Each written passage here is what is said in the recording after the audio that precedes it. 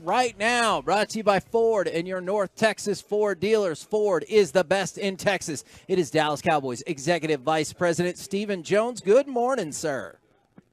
Good morning, guys. How you doing? Well, we are doing fantastic, and we're doing fantastic for the game. But obviously, also, I have to ask, how did all of this Ring of Honor stuff with Jimmy finally come together?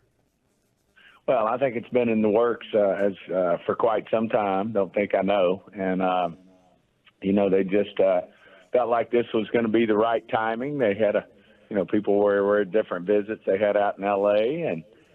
and just felt good about it. And you can see they both seem thrilled about the situation. And, I think it's great, not only great for Jimmy, a great honor for Jimmy. I think it's great for our fans. Certainly, I know a lot of players on that team are thrilled to have him join him, whether you're talking about a Troy or a Emmett or a Michael and so on, D-Ware, et cetera. I think it's just it was the right time, and it's great that it's going to happen here at the end of the season. I've always been kind of curious, what's your relationship with Jimmy Johnson like? Oh, I've always had a great relationship with him. He and I work good together, obviously. I've been fortunate enough, since I got in the business when I was about 25 years old to really work with some great coaches, obviously Jimmy being one of them, but Coach Switzer and Coach Parcells, I won't name them all, but Jimmy, of course, was right up there in terms of teaching me a lot about the game, teaching me a lot about, players and, leading and all the things that are instrumental in building a championship football team. But we've always had a great relationship. I've always enjoyed him as Jerry does as well. But it was a great run we had with him, and it was great working with him. So when you, Jimmy, and Jerry are sitting together yesterday in the suite, are y'all talking actively about the game in front of you, or are you mixing it in with a lot of y'all's stories from the good old days? Both. I mean, we were actually, different situations in the game. We would recollect about being in similar type situations, how he would go about making calls or making decisions, and how he would work with his coaching staff and the players. But always great to share information up there and where we got some of our players and where they came from. And, he's obviously a student of the game and knows all about now the salary cap, although we didn't have one, when Jimmy was here. We were cutting and shooting for the most part, and guys couldn't leave. And then we had a little taste of Plan B, but he certainly understands the cap, know how important it is to find, for instance, a player like Bland or to find a player like Bell in college free agency in terms of complementing your salary cap when you've got obviously great players, but also players that count a lot toward your cap.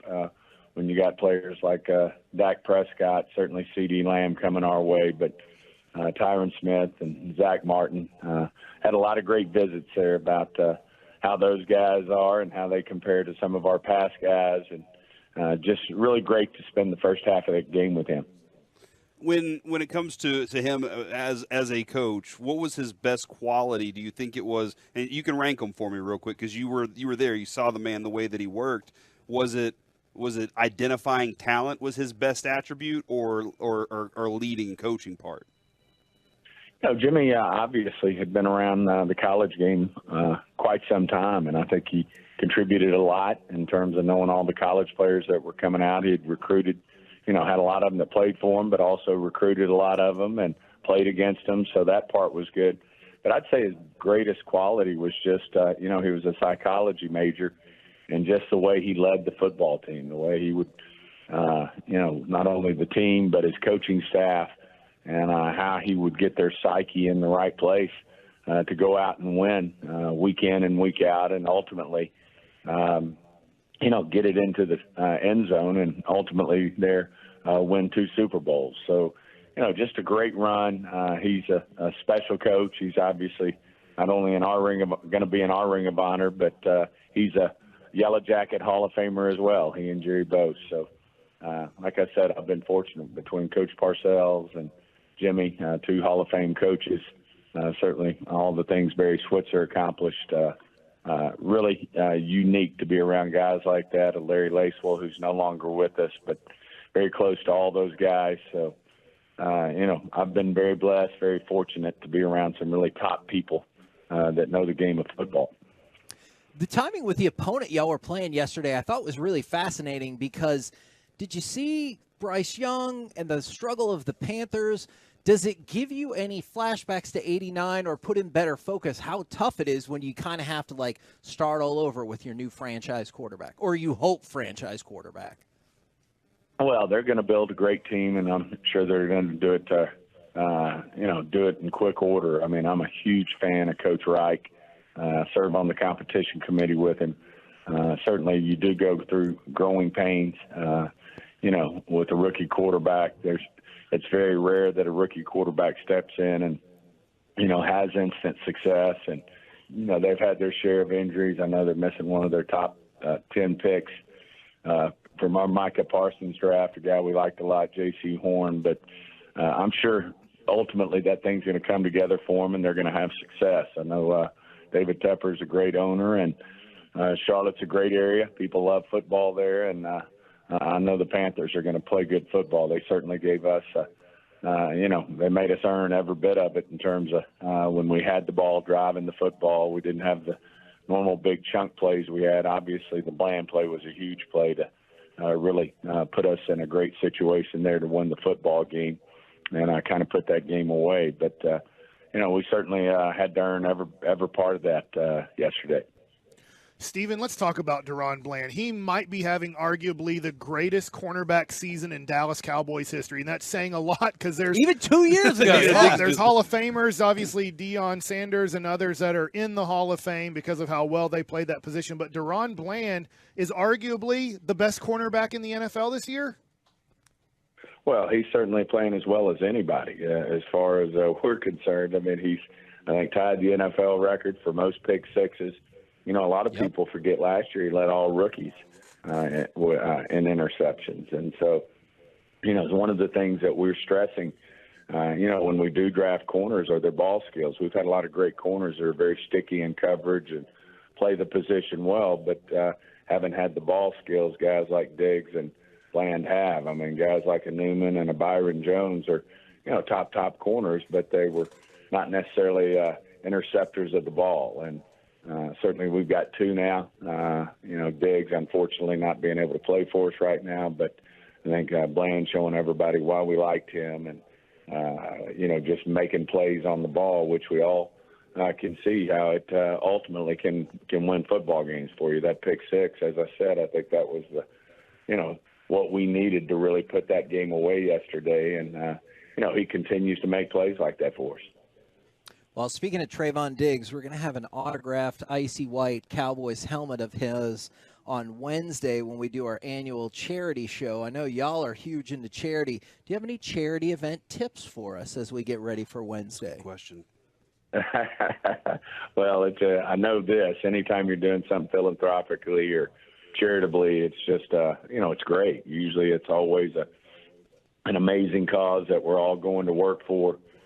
There's so many great causes out there, so many people that are need help, whether it's medically, whether it's financially, whether it's honoring people who put themselves in harm's way. I know we're very much behind the Medal of Honor, certainly the Salvation Army organization we support in a big way that, helps people who are, aren't fortunate and don't have the resources a lot of us have and don't have homes to go home to. So, it's just the big thing is it certainly,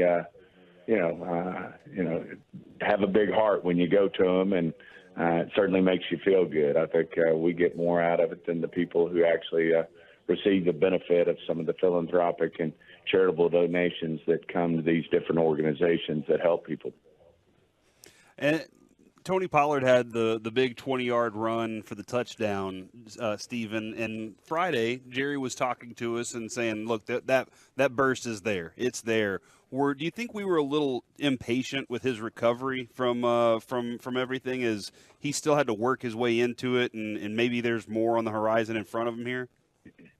Yeah, I mean, and some of it's just the way people are playing us. I think, one of the things Mike and Dak and company have done on the offensive side of the ball, obviously we've loosened it up the past month or so, throwing the ball around. And I think as we continue to do that and people see what we can do moving the football, throwing it, that, they're going to want to get out there and figure out how to limit a CD Lamb or how to limit a Cooks or a Ferguson. And as that happens, I think it'll only get better. I think people knew coming in, we were vocal about it. We were out front about it, that we wanted to run the football. And I think people, their number one thing when they play the Cowboys is they want to stop the run. I think as they start to see the success that Dak and CD are having and our passing game's having, that our running game should just get better. And I think Tony Pollard, yeah, sure, anytime you're coming off a major injury, it can take, you're going to build up as you go and only get better. But, I must say this, I've seen that burst all year, and it's just a matter of, as we all see in that game yesterday, he was so close 4 or 5 times where a guy just gets him by the ankle. Otherwise, that play is going to be, an explosive play, a 20-plus yard play. So it's going to continue to come his way. We've got the right guys out there that they're going to have to pay attention to, and ultimately Tony Pollard's going to get his too. Appreciate the time as always, good sir, and obviously best of luck going into Thanksgiving and another game against Washington. We appreciate it. Thanks a lot, guys. Take care.